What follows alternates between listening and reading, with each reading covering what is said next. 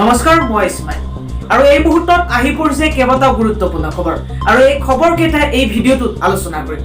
গতিকে ভিডিঅ'টো সম্পূৰ্ণকৈ চাব আৰু এনেকুৱা ধৰণৰ খবৰসমূহ নিতৌ চাবৰ কাৰণে চেনেলটো সাবস্ক্ৰাইব কৰি কাষত থকা বেল আইকনটো প্ৰেছ কৰাৰ লগতে ভিডিঅ'টোত এটা কৰি লাইক কৰি দিব। অসমীয়াই কেতিয়াও কাক মানি নলয়। এবাৰ কংগ্ৰেছ দলে কাক লৈ আৰম্ভ কৰিছে এটা নতুন অভিযান। কংগ্ৰেছৰ মতে কা কেতিয়াও বলবৎ হ'বলৈ দিয়া নহ'ব। 2021 কংগ্ৰেছৰ চৰকাৰ পুনৰবাৰ আহিলে কা সম্পূৰ্ণৰূপে বাতিল কৰা হ'ব। কা সম্পৰ্কে এইবাৰ ৰিপুন বৰাই কি ক'লে? আমি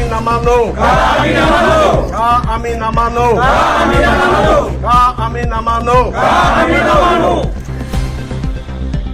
কৃষক আন্দোলন বহুদিনৰ পৰা চলি আছে। কৃষক আন্দোলনৰ কোনো সমাধান এতিয়ালৈকে ওলোৱা নাই। মোদী চৰকাৰে এতিয়াও কৃষক আইন বাতিল কৰা নাই বুলি এবাৰ অভিযোগ উত্থাপন কৰি এজন নেতাই কৃষি আইন কিমানখিনি যুক্তিপূৰ্ণ আৰু কিমানখিনি ভাল কৃষকৰ বাবে এই কথা বৰ্ণনা কৰিলে। এজনকৈ প্ৰধানমন্ত্ৰীকে ধৰি বহু নেতাক তেওঁ এই কথা স্পষ্ট কৰি দিলে কিমানখিনি যুক্তিপূৰ্ণ আৰু কিমানখিনি সুবিধাবাদী হ'ব কৃষকৰ বাবে এই তিনিখন বিতৰ্কিত আইন।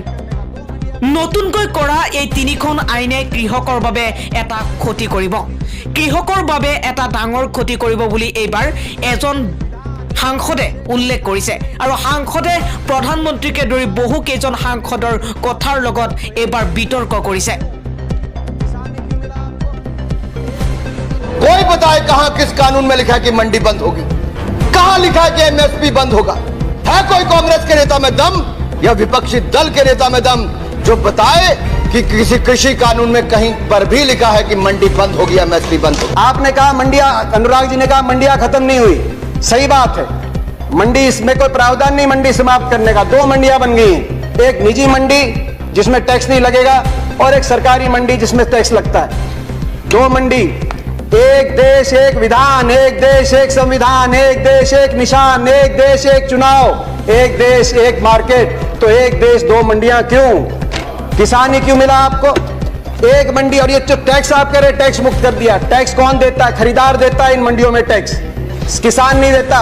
पंजाब में 6.5%, हरियाणा में 4% और सरकार को देता है। हरियाणा पंजाब का ग्रामीण इंफ्रास्ट्रक्चर अच्छा क्यों है? हर गांव में अच्छी सड़कें क्यों हैं? क्योंकि ये जो टैक्स जाता है ग्रामीण इंफ्रास्ट्रक्चर और इन मंडियों के और किसानों के विकास के लिए इस टैक्स का इस्तेमाल होता है। इसीलिए आज पंजाब हरियाणा सबसे आगे। एमएसपी है, एमएसपी था, एमएसपी रहेगा। प्रधानमंत्री जी ने कहा एमएसपी थी, है और रहेगी। ठाकुर जी ने भी कहा कि कोई है किसमें दम जो बताए कि एमएसपी चली जाएगी। सही बात है, एमएसपी थी, है और रहेगी। मगर क्या एमएसपी सभी किसानों को मिलेगी और सभी फसलों पर मिलेगी? प्रश्न इस बात का उठता है। आप में दम है खड़े होकर आप कह दें कि एमएसपी मिलेगी हर किसान को देश में? आज भी शांता कुमार कमेटी बताती है कि मात्र 6% से 16% तक किसानों को एमएसपी मिलती है।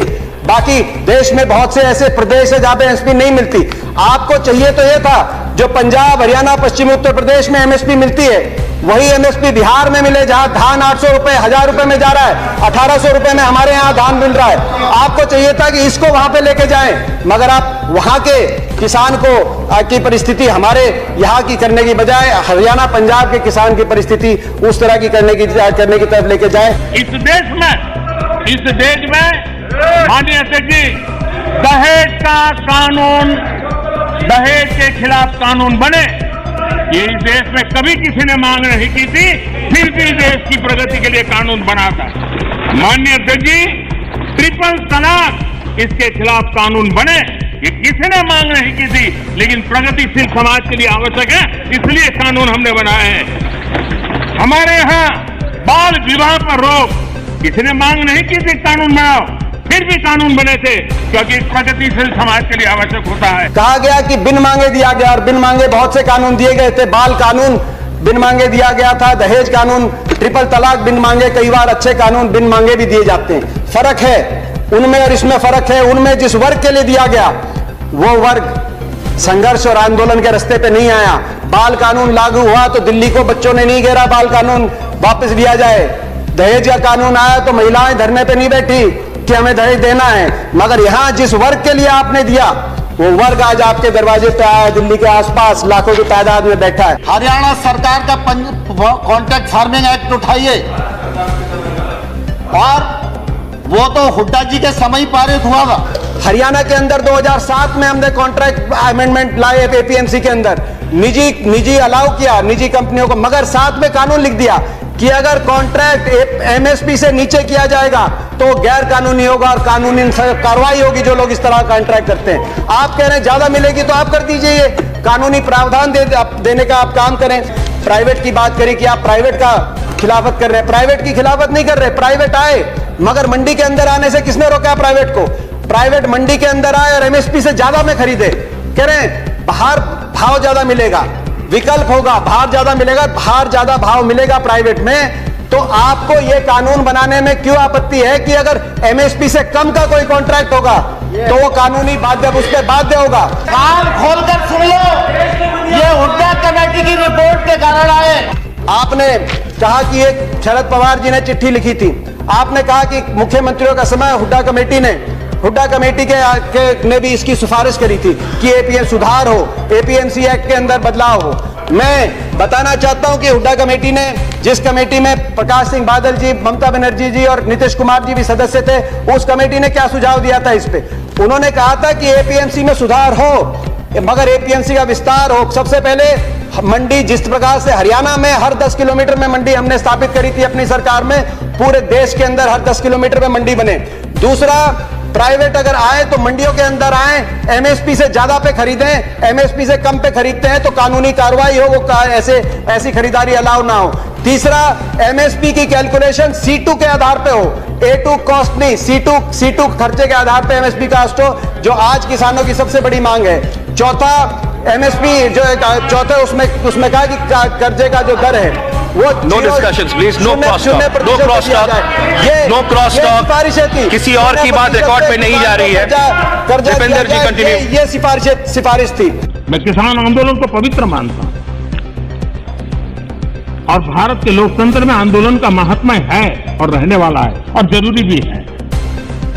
लेकिन जब आंदोलन जीवी पवित्र आंदोलन को अपने लाभ के लिए बर्बाद करने के लिए निकलते हैं तब क्या होता है? कोई मुझे बताएं। 3 किसान कानून की बात हो और दंगाबाज लोग जो जेल में हैं, जो संप्रदायवादी लोग जो जेल में हैं, जो आतंकवादी लोग जेल में हैं, जो नक्सलवादी जेल में हैं, उनकी फोटो लेकर के उनकी मुक्ति की मांग करना, ये किसानों के आंदोलन को अपवित्र करने का प्रयास है कि नहीं? प्रधानमंत्री जी ने एक और बात की कि इस आंदोलन में कुछ पवित्र लोग हैं और कुछ अपवित्र लोग। प्रधानमंत्री जी की बात हम मान लेते हैं, कम से कम आप पवित्र लोगों की बात मान लीजिए।